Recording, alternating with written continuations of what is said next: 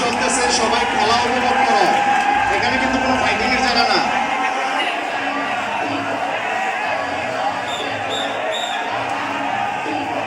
এই যে ভাই, যারা দাঁড়ায় আছেন সবাই এখানে বসে পড়েন।